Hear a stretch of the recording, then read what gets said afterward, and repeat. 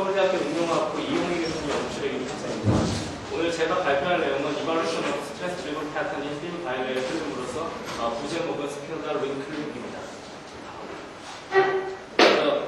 발표의 아웃라인에 간단한 모차를 말씀드릴 것 같으면 일반적인 고분자와 금속의 바이레이어 시스템에 있어서 발생하는 스트레스의 축적에 의해서 발생하는 버클링 현상의 동특성을 발견을 함으로써 여기에서부터 스피노달 윙클링이라는 현상을 발견하였습니다. 이 스피노달 윙클링이라는 현상을 통해서 컨파인되어 있는 고분자 필름에서의 비스코일라스틱한 비헤이브의 변화 과정 속에서의 고분자의 스트레스 릴렉세이션 과정을 관찰을 할 수가 있었으며, 이때 발견되는 이 다이내믹스에서의 초기 단계는 하부층 고분자의 일라스틱한 거동에 의해서 지배되는 초기 단계와 정성적 거동에 의해서 지배되는 후기 단계의 두 단계로 나뉘어서 이해할 수 있었습니다. 또한 이때 이 발견되는 이 현상에 대해서 일반적인 고분자 블렌드 시스템에서의 스피노달 디컴포지션과의 시스템 웨이브 랭스라든지 아니면 웨이브 매그니튜드와의 차이를 비교함으로써 스피노달 윙클링의 특성을 정리할 수 있었습니다. 간단한 연구 배경을 말씀드릴 것 같으면 버클링 현상이라고 하는 것은 일반적인 다층 광막 시스템에 있어서 굉장히 스트레스의 축적에 의해서 발생하는 컴프레시브 스트레스의 발현에 있어서 나타나는 일반적인 현상입니다.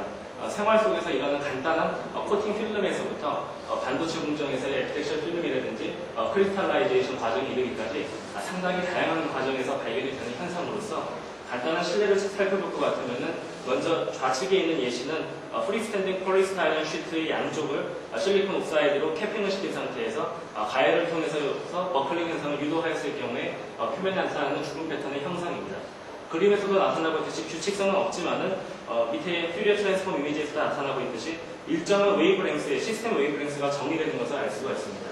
또 한 가지 얘는 로케이 폴리머 층 위에 탄탈륨 레이어를 증착한 이후에 열적 스트레스를 가해줌으로써 똑같이 버클링 현상을 유도한 표면의 사진입니다.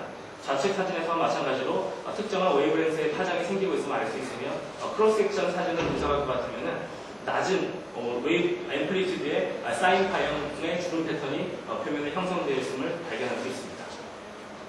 간단히 시험 시스템을 소개시켜 드릴 것 같으면 먼저 기판으로는 실리콘 기판을 사용을 하였고, 여기에 부분자로서는 하이 몰리큘러 웨이트 폴리스타일렌층을 스핀 코팅하였습니다. 이제 하이 몰리큘러 웨이트는 약 100만 이상 정도 되는 폴리머를 사용을 하였는데, 이 이유는 하이 몰리큘러 웨이트 사용했을 경우에 디펙트 프리한 필름을 얻을 수 있을 뿐만 아니라 앞서 잠깐 말씀드렸던 바와 같이 고분자층의 일라스틱한 거동을 극대화시켜서 관찰할 수 있기 때문에 밑에 층에는 하이 몰리큘러 웨이트 폴리스타일렌 층을 이용을 하였고요. 상부층에는 덕틸리티가 굉장히 큰 메탈 중에 하나인 알루미늄을 서멀 이베퍼레이션을 통해서 증착을 해주었습니다. 이렇게 형성된 바이레이어 필름을 고분자, 즉 PS의 글라스 펜션 템퍼러처 이상으로 가열을 해주게 되면은 이때 발생하게 되는 급격한 서멀 익스펜전 코에피션트의 차이에 의해 가지고 고분자층에는 컴프레시브 스트레스가 작용을 하게 되고, 이 결과 표면상에는 다음과 같이 사인파 형태의 윙클 패턴이 형성되게 됩니다.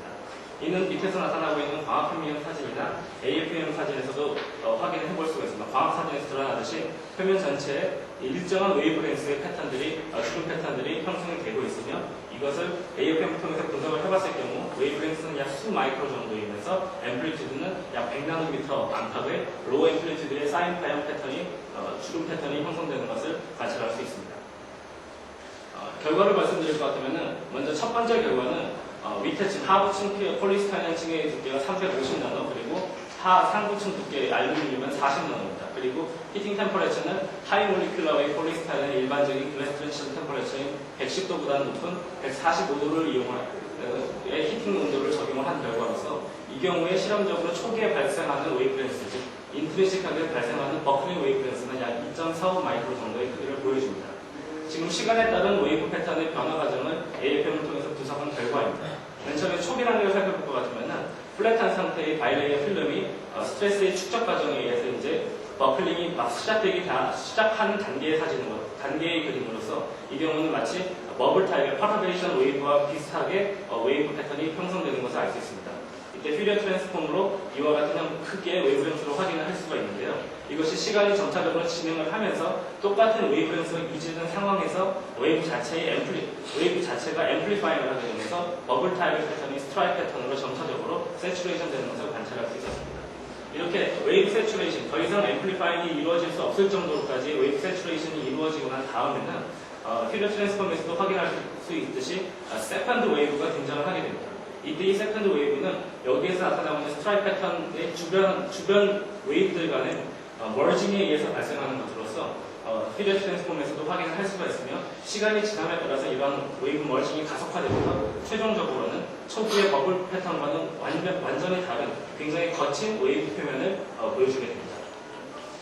비슷한 결과로서 리조트를 살펴볼 것 같으면 이 경우에는 앞서서 보여드린 결과에 비해서 언더라인 폴리스타멘 레이어의 두께가 다소 두꺼운 경우입니다. 각층의 두께들이 두꺼워지게 되면 그만큼 버클링 웨이브 패턴의 크기도 커지기 때문에 이 경우에 인트린식하게 발생하는 웨이브랭스의 크기는 4.1 마이크로 정도입니다. 앞서서 보여드렸던 예와 유사한 현상이 관찰이 되었습니다. 초기에는 버블 타입의 퍼터베이션 웨이브가 형성이 되고 일정한 웨이브랭스를 유지하면서 세츄레이션이 된 이후에 웨이브 머징에 의해서 세컨드 웨이브가 등장을 하게 되고 이런 세컨드 웨이브가 점차적으로 가속화되면서 최종적으로는 거친 웨이브의 표면을 보여주는 것을 알 수 있습니다. 앞서서 보여드렸던 AFM 토포그래픽 분석과는 달리 이를 여기에서 맥시멈 피크를 나타내는 웨이브들을 추출을 하여서 파워 스펙트럴 어널리시스를 해볼 경우에 보다 이 차이를 확연하게 관측할 수가 있습니다. 위의 결과는 리절트 1의 결과이며 아래에는 리절트 2의 결과입니다. 양쪽 다 공이 초기 단계에는 일정한 웨이브랭스에 처음에 말씀드렸던 인트리식 웨이브랭스에 해당하는 웨이브만이 나타나는 상태에서 시간이 지나면서 앰플리파잉이 되어서 그 웨이브랭스가 일정히 유지가 되지만은 중기 시간 약 72시간 정도가 지난 이후 시간부터는 세컨드 웨이브가 등장을 하게 되고 시간이 점차적으로 진행하면서는 이 세컨드 웨이브가 나미넌트하게 시스템을 지배하는 것을 알 수 있습니다. 즉, 계속해서 말씀드렸듯이 이 버클링 다이내믹스의 특성은 크게 두 가지 단계. 얼리 스테이지에 일정하게 웨이브랭스가 유지되는 단계와 그리고 후기 단계에 있어서 웨이브랭스가 가속화되면서 웨이브랭스의 성장이 가속화되는 두 가지의 단계로 나뉘어서 생각을 해볼 수가 있습니다.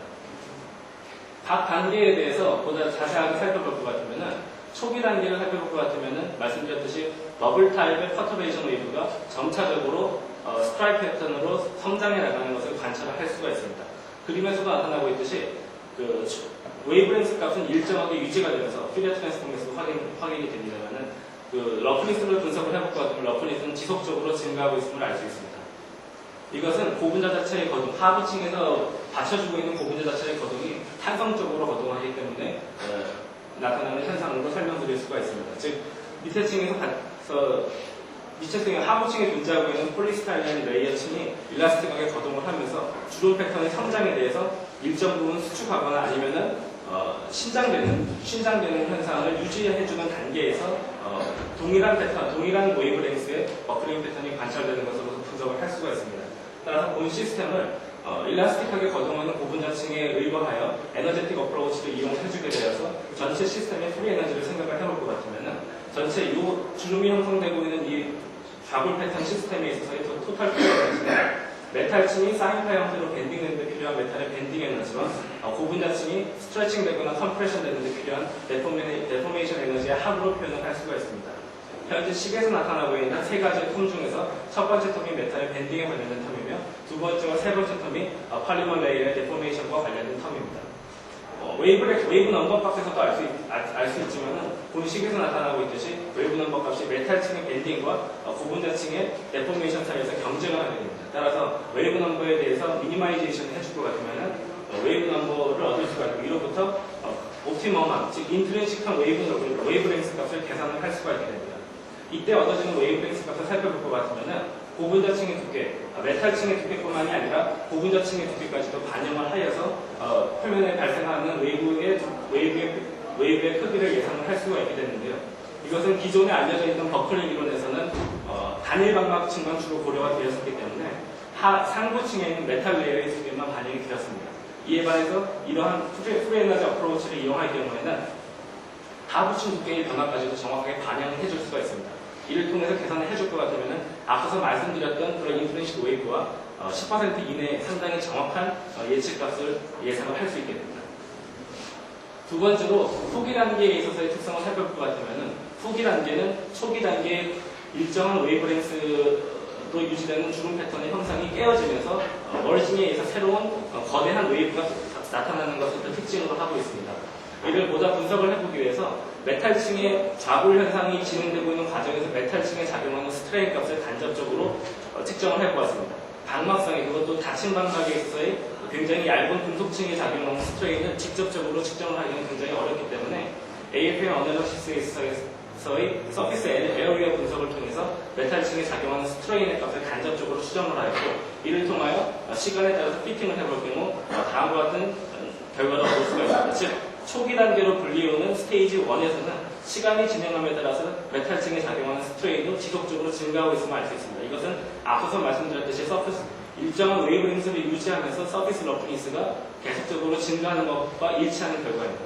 하지만 세컨드 웨이브가 등장한 시점 이후에서부터는 메탈층에 더 이상의 추가적인 스트레인의 증가가 관찰되지가 않습니다. 이것은 메탈층에서의 지속적인 서머 스트레스에도 불구하고 메탈층이 더 스트레칭 될 수 있는 스트레인 값을 받지 못한다는 얘기이기 때문에 즉 하부층에서 받쳐주고 있는 고분자층의 거동이 탄성적 거동이 무너지면서 점성적 거동으로 변화되는 즉 고분자층에서의 스트레스 릴렉세이션이 발생한다는 것을 간접적으로 보여주고 있습니다. 즉 고분자층의 거동이 일라스틱한 상태에서 디스커스한 리전으로 바뀌어지기 때문에 웨이브 간의 머징이 발생하는 것으로서 이를 분석하기 위해서는 앞서 초기 단계에 있어서의 프리 에너지 어프로치와 같은 에너제틱한 어프로치가 아닌 점도를 고려한 키네틱 어프로치가 반영이 되어야 합니다.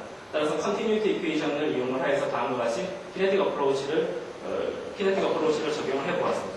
마찬가지로 메탈의 밴딩과 관련된 성과 그리고 고분자층의 점성적 거동에 의한 인터프레이션 텐션의 영향을 반영을 해주었습니다. 이를 통하여 인스테빌리티 조건을 구해볼 것 같으면 웨이브 넘버 값이 0으로 가는 즉 웨이브렌스가 무한정 커지는 조건에서 이 최종적인 웨이브렌스 값이 결정이 되는 것을 예측을 해볼 수가 있습니다. 이렇게 웨이브렌스가 점차적으로 증가하는 것은 앞서서 결과에서도 보여드렸던 결과들, 즉 초기 단계의 일정한 웨이브렌스에서 후기 단계로 가면서 점차적으로 웨이브렌스가 증가하는 결과와도 일치하는 것을 확인할 수가 있습니다. 단지 살펴볼 것 같으면 웨이브렌스가 무한정 증폭하는 것을 관찰할 수가 없기 때문에 그 현상을 알아보기 위해서 최종적인 상태, 즉 웨이브의 성장이 더 이상 이루어지지 않는 최종 상태에 있어서의 샘플을 꺼내서 펜칭을 한 다음에 그 크로스 섹션을 관찰을 해보았습니다.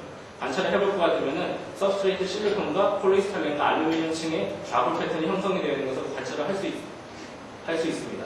여기에서 주목할 점은 웨이브의 하부층에 해당하는 부분에서 알루미늄층이 거의 실리콘 서브스트레이트에 닿을 정도의, 즉 더 이상 웨이브의 성장이 이루어질 수 없는 수준의 피닝이 일어나는 것을 알 수가 있습니다. 이러한 피닝 현상이 발생을 하기 때문에 웨이브가 지속적으로 성장을 하고자 하더라도 메탈층의 거동이 제약을 받기 때문에 필름 시크니스에 의해서 최종적인 웨이브렌스 값은 제약을 받게 되고 따라서 결과적으로 관찰이 되고 있는 최종적인 웨이브렌스 값은 필름 두께에 비례하는 타입, 즉 하부층의 폴리스타일렌 레이어의 두께가 두꺼운 경우에는 최종적인 버클링 패턴도 보다 크게 나타나고 하부층이 얇을 경우에는 상대적으로 보다 작은 크기의 웨이브가 관찰되는 것을 알 수 있습니다.